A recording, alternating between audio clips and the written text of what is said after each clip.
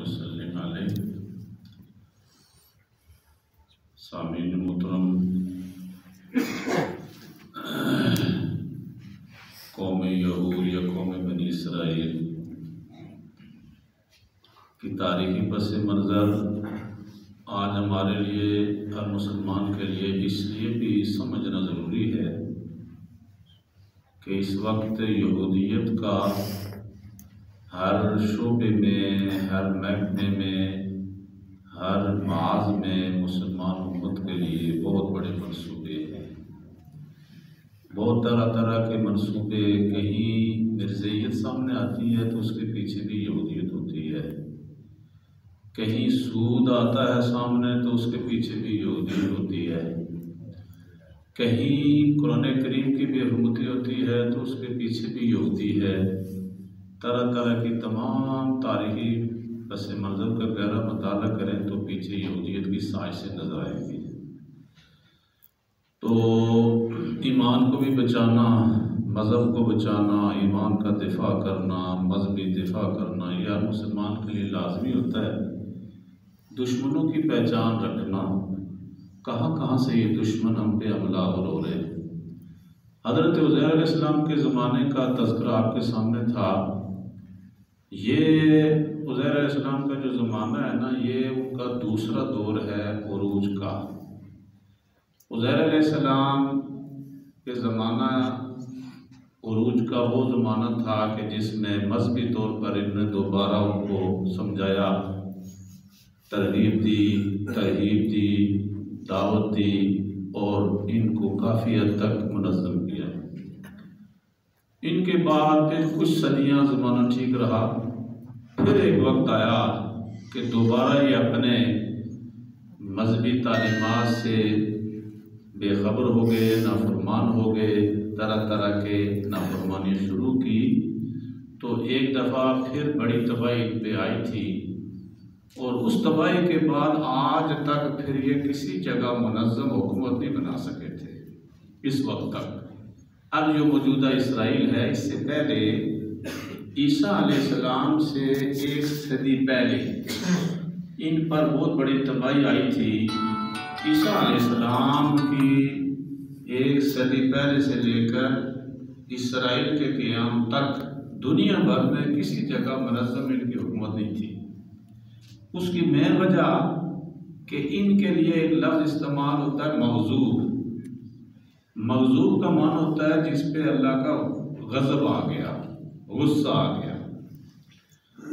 دو طرح کے دوستو غلطیاں ہوتی ہیں، انفرادی ہوں یا قومی، یہ نقطہ خاص ذہن میں رکھنا ہے۔ ایک غلطی انسان سے مغالطے کی شکل میں ہوتی ہے، غلط فہمی جسے کہتے ہیں۔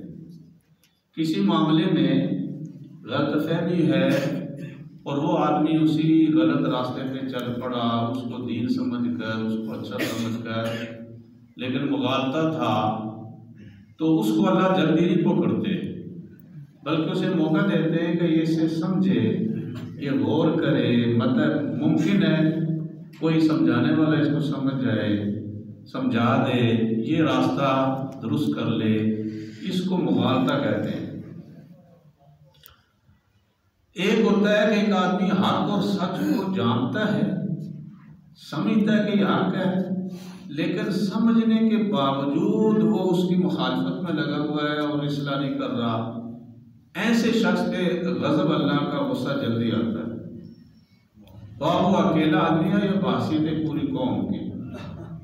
اس غلطی سے ہمیشہ بچنا ہے کہ جب پتہ چل جائے کہ فلاں بات سچ ہے، حق ہے، تو پھر اپنی رائے کو قربان کر کے اس حق اور سچ کے ساتھ ہو جانا چاہیے، وابستہ ہو جانا چاہیے، تسلیم کرنا چاہیے۔ چنانچہ یہ قوم جس کے بارے میں آتا ہے کہ یہ مغضوب اس لیے ہے کہ ان کے سامنے تمام حقائق، دلائل، دلیلیں، سچائیاں واضح ہو چکی تھی، لیکن اس کے باوجود یہ قوم ہمیشہ ضد پر، حسد پر، اناد پہ ڈٹی رہی، سوائے ان چند ادوار کے کہ کبھی کبھار یہ درست سمت پہ آ جاتے تھے، لیکن پھر یہ بٹ جاتے تھے۔ مثلا آپ سورہ فاتحہ پڑھتے ہیں، سورہ فاتحہ کے آخر میں دو قوموں کا ذکر ہے، غیر المغضوب علیہم ولا الضالین، دو قومیں ہیں۔ دعا کر رہا ہے آدمی کہ اللہ مجھے اس قوم کے راستے پر بھی نہ چلانا جس پر تیرا غضب ہوا، اور اس پر بھی نہ چلانا جو راستے سے بھٹک گئے۔ تو مفسرین کا اس پہ اتفاق ہے کہ یہ مغضوب علیہم سے مراد قوم یہود ہے۔ ایمان والوں کو حکم ہے نماز میں دعا کرنا کہ اللہ اس راستے سے اس طریقے سے بچا جن پر تیرا غصہ آ گیا ہے، اور ظالم سے مراد یہ نصارہ ہیں، نصارہ عیسائی۔ یہ چونکہ یہودیوں میں سے نہیں تھے، عیسیٰ علیہ السلام اگرچہ بنی اسرائیل میں سے تھے، لیکن آگے ان کی جو قوم چلی ہے یہ نصارہ، یہ یہودی نہیں تھے بلکہ یہودی کے مخالف تھے۔ عیسیٰ علیہ السلام پر ایمان لانے والے حواری پہلے ایک خاندان تھا، پھر دوسرے اقوام لوگ عیسائیت کو قبول کرتے رہے، حتیٰ کہ قوم سلطنت روم، اتنی بڑی دنیا بھر کی بڑی سلطنت حکومت تھی، وہ عیسائی ہو گئے تھے، سارے عیسائیوں کی حکومت تھی۔ حبشے تک عیسائیوں کی حکومت تھی، یمن میں عیسائیوں کی حکومت تھی، شام تک عیسائیوں کی حکومت ہو گئی تھی، دور تک عیسائیت پھیل چکی تھی۔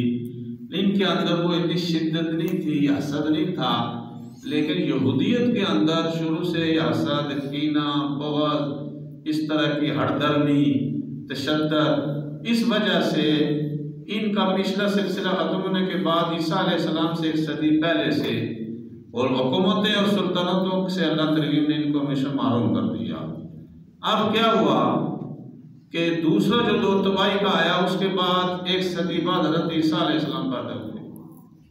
عیسیٰ علیہ السلام کے آنے کے بعد اس وقت یہ جو شام، فلسطین، یہ ایک صوبہ تھا سلطنت روم کا، لیکن سلطنت روم اس وقت غیر مسلم قوم تھے، آتش پرست تھے، گویا کہ وہ کافر تھے، ان کا صوبہ تھا یہ، اور یہاں ایک گورنر انہوں نے رکھا ہوا تھا، یہودی گورنر تھا۔